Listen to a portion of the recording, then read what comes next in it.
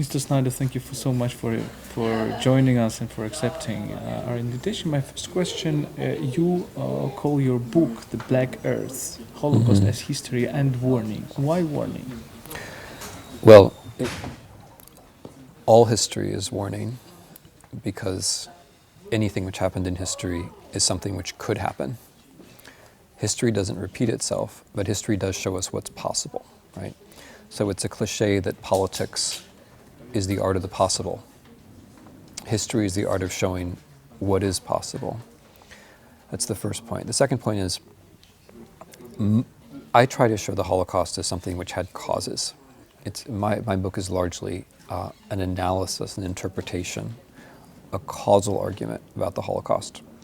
In general, when people write about the Holocaust today, they assume that we know how, and they describe what, or even more often, they talk about the memory. I'm concerned with the memory of what actually happened and why it could happen. And my argument in the book is that if we understand the causes of the Holocaust, then we'll be better able to identify those causes if and when they reappear again. If we talk about the Babyn Yar, we talk about now the anniversary, say it's 75th anniversary of Babyn Yar. How would you fit the Babyn Yar story into the whole story of Holocaust? Well, it's very important to explain Babyn Yar. It's much more important, for example, to explain Babyn Yar than it is to explain Auschwitz, because Auschwitz comes along much later. Babyn Yar is September of 1941. Auschwitz doesn't become the main place where Jews are killed until 1943. So if we want to understand how a Holocaust was possible, it's Babyn Yar that we have to understand. Once we understand Babyn Yar, then we can see how Auschwitz was possible. So to understand Babyn Yar, we have to see three basic things. The first thing we have to see is that Hitler had an idea according to which the Jews were the great enemy of the Germans, not because they were racially inferior, but because the Jews invented all the ideas, all the philosophies, all the laws, all the political systems, all the religions which held Germans back.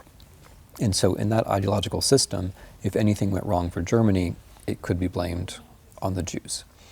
Second reason is the war.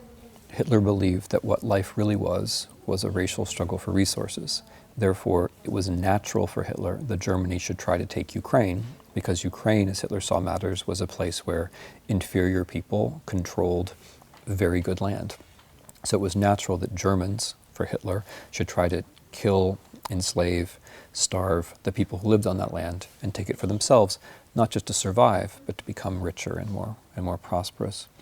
And the third thing which makes the Holocaust possible is the destruction of political order, is the claim that previous states didn't exist, the conscious creation of a lawlessness such that people behave very differently than they behaved a day before or even a moment before.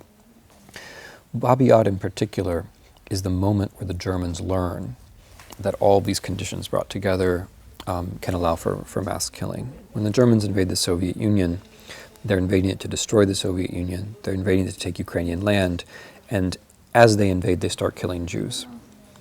At Babyn Yar, and before Babyn Yar at Kyivan, the Germans realize that if they combine the SS, the police, the army, the civilian authorities, and local collaborators, they can create a moment where thousands, in fact tens of thousands of people can be killed all at once.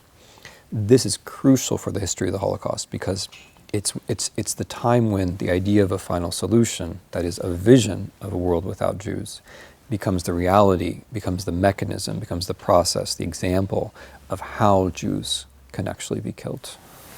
Let's talk about the place of Ukraine and all these tragedies. You described it perfectly in Bloodlands, but you show how Ukraine was important in Hitler's project, and in a way Ukraine was also important for Stalin's project for the same reason, basically as a kind of a land with food.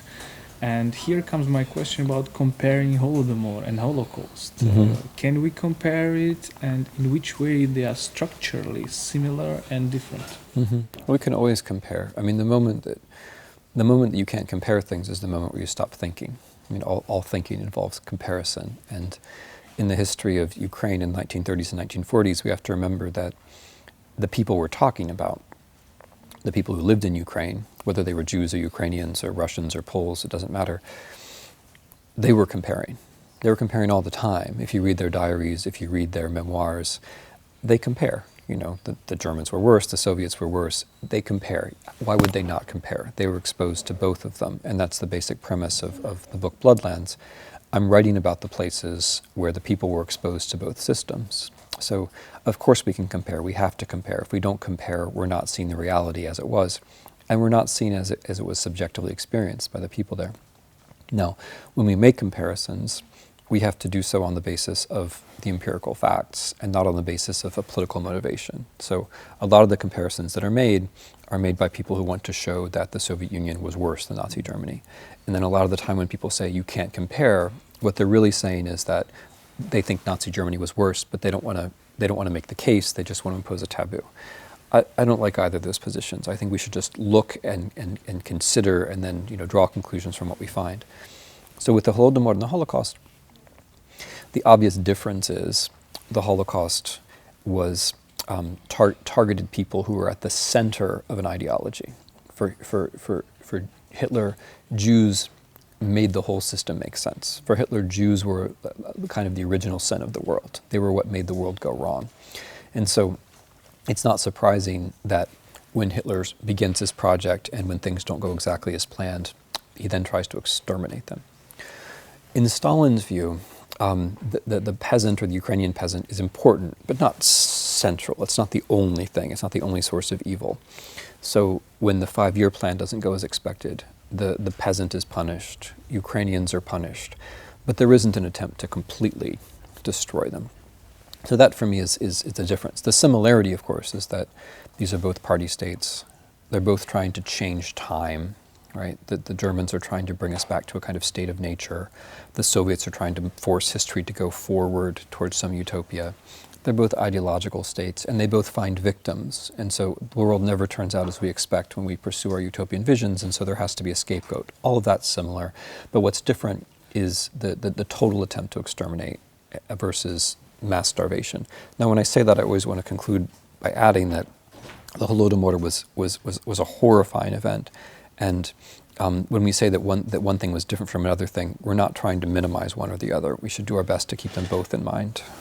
But don't you think they're symmetrical in a way that, precisely in the same way as Hitler is thinking in racist terms, saying this group particular of people is blamable, but in racist terms, like Jews is a separate race. In the same way, communism and Stalinism was saying about the class. So the notion of class, like bourgeoisie and peasants, like kind of a continuation of bourgeoisie, if you want, when bourgeoisie was destroyed already. It's the same logic, don't you think? Well, if that were true, then you would expect a policy of the total extermination of all the peasants of the Soviet Union. And you don't have that policy. I mean, it's true that the 5-year plan depends on the assumption that the peasantry is not needed by history. But and when the 5-year plan doesn't work, the peasants are punished. But they're not at the center of the ideology in the same way. I mean, in Marxist-Leninism, what's supposed to happen is that you move from stage to stage of history, and you're allowed to push forward. That's what Lenin says. You're allowed to push forward, and there will be victims, and it's good for there to be victims. I mean, if you think of the Party Congress of 1934, and what Kaganovich says about Stalin, it's a second revolution, and it's good that there was so much suffering because the suffering means that we've had progress, and that's a horrifying set of ideas. Nevertheless, it is different from a set of ideas which says that. And this is Nazi ideology, which says there isn't really history, there's only biology. And the thing that tells us that there's history are the Jews. We have to get rid of the Jews so that nature can proceed. That's a slightly more radical idea, in my view. I don't think the racism is the same, because I think that, especially if you're trying to explain the Holodomor, then you're trying to explain how Soviet power targeted Ukrainians, right? But it targeted Ukrainians because Stalin had particular reason to control Ukraine, and he had particular reason to be concerned when he thought that Ukraine might not be under control. You don't have to be a racist about Ukrainians to kill Ukrainians. So I wouldn't push it that far. I would say that there was a policy that involved suppressing the peasants. When that policy didn't work, Stalin himself thought, and I would accept, in a national way, and he targeted a particular nation. But he doesn't have to be a racist to do that. So I would say it's a little bit different. If we take Ukrainian history right now, you describe in one of your articles how the Berlin tragedy is linked to Holocaust, how basically the Nazis were educating, if you will, the Ukrainians. On the one hand, the Poles on the other hand. How can you describe it, and how Ukraine should deal with it now in the situation when we have tense Polish-Ukrainian relations? Okay, those are two very different questions, because I can try to explain what happened in 1943, and I can maybe give advice about politics, but they're two different kinds of questions. In a way, everything that I think about statehood and the importance of statehood comes from thinking about the ethnic cleansing in Volhynia in 1943. Because that's a very specific episode. It happens in an interesting place. Volhynia is the place where the interwar Polish state was actually relatively tolerant. It was much less tolerant in Galicia. In Volhynia, the interwar Polish state was quite tolerant until 1938. 1938 and 1939, it was not. It was closing Orthodox churches and so on. But for most of the interwar period, Volhynia was less tense than Galicia. And Ukrainian nationalists were much more important in Galicia than they were in Volhynia. And so in order to explain why you have, so put the question this way, why do you have massive ethnic cleansing that begins in Volhynia rather than in Galicia? And the answer has to do with the triple occupation, that first the Soviets come in and destroy the Polish state structures, which are relatively thin because Poles are a relatively small minority in Volhynia. Ukrainians are an absolute majority, a large majority in Volhynia. And then the Germans come in and they recruit a lot of these same Ukrainians to the German police forces. And those Ukrainians who are in the police force are doing a lot of things, right? They're keeping the peace, they're enforcing the law, they're stealing for themselves and their families. But among other things they're doing is that they're collaborating in the Holocaust. So they're learning, for example, how to encircle villages, how to round people up and kill them. Then the Soviets come. This is the third occupation. And the way the UPA forms is that some Ukrainian nationalists realize if the Soviets come, they're going to absorb our young men into their partisans, and we don't want that. We want our young men in nationalist partisans, so we have to form nationalist partisans now. So they managed to pull out a lot of these German policemen, these Ukrainians who have served the Germans as policemen, and they form the UPA, right? So what I've just said is correct, but it goes against all the national stories, right? You can't explain the UPA just as Ukrainian nationalism. The UPA arises because of these multiple occupations, and it arises also because Ukrainian nationalists know perfectly well that their young people could fight on both sides, which they very often did. In fact, a lot of the Ukrainian nationalists in Volhynia had been communist by conviction before that. So the UPA forms, and the first thing that it does is it ethnically cleanses Poles, on the logic that these people will likely collaborate with the Soviets when the Soviets come, which is, quite possibly true because they would prefer it to Ukrainian nationalism. And then the Poles respond, and the Poles kill a fair number of Ukrainians as well. So the history is one that you can't understand just in national terms. And when people try to mythologize the OUN and leave out that the people you're talking about were working for the Germans as policemen, and the people you're talking about might have also joined the Soviet partisans, right? If you leave those things out, you have a nice national myth, but it just doesn't reflect the truth. And the truth is that it's the multiple destruction of statehood which makes things like this possible. And then about how it should be commemorated today, it's very important for Ukrainians to see that this history is much more important to Poles than it is to Ukrainians. So usually whatever happens, it's worse for Ukrainians, right? The Second World War, worse for Ukrainians. Stalinism, worse for Ukrainians. In general, Ukrainian history is much more terrifying than Polish history in the 20th century. in general. The one little exception is Volhynia, where more Poles really were killed than Ukrainians, and where it really was one-sided, especially at the beginning. So it's important for Ukrainians to realize that Volhynia is an authentic memory in Poland. It's not just a political construct. So when Ukrainian historians go on television and start talking about how it's all political technology and so on, that's offensive. It's not all political technology. There really is a memory of a tragedy because it really did happen. And in Poland, along with Katyn, it's one of the worst scars of the 20th century. Now, what Poles have to realize is that Ukrainians have more scars. And I think that whenever Poles talk about Ukrainians in Volhynia, they should be asking themselves, have we thought about whether we're going to recognize the Holodomor as a genocide? Are we going to recognize, are we going to consider how bad the Great Terror was in the Soviet Union? Are we going to consider, all these things that were worse in Ukraine than Poland? I think Poles should think about those things first and make sure they've remembered everything that happened in Ukraine before they start demanding that Ukrainians, understand Volhynia the same way that they do. But in general, my attitude about Volhynia is that these things should be left to historians, and it's not that wise for politicians and filmmakers to take the lead. And that it's very important for Kyiv and Warsaw to recognize that the interests of their states are one thing, and getting the truth right about history is something else. And when you get those things confused, you can really harm the interests of your own state. So it means, to be very clear, it would be absurdly tragic if state relations between Poland and Ukraine were actually harmed by the fact that not everyone agrees about what happened in Volhynia.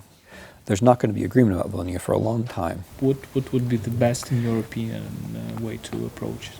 Well, one thing which current Ukrainian policy is doing, which is very good, is opening archives. I think the best thing to do, honestly, is to open archives without taking control. So if you look at the Polish model, with their Institute of National Remembrance, they in principle opened everything, but they opened everything under the control of this massive state institution, which has a bigger budget than some of the ministries. And that means that, in fact, as an archive, it doesn't work very well, right? Because the effort of collecting everything up and then the effort of deciding what you're going to show people is a lot of effort. As a historian, what I think is best is if you take the archives that you have where they are and just open them. Just open them. Don't try to collect them all up in Kyiv, because the moment you collect them all up in Kyiv, the temptation is to say, okay, I'm going to show the most interesting things to my friends, or I'm going to publish the most interesting things myself, or, oh, this is maybe a little bit too interesting, let's not show that to anybody, right? That will always happen. That will happen in Ukraine like it will happen anywhere else. For me, the answer is very simple. Open up the archives, let historians do their work, let them disagree, let them discuss, let it be a long-term process. Because with all these issues, whether it's the Holocaust or Volhynia or Holodomor, the answer is never this end of the polemic or that end of the polemic. The answer is always somewhere else, right?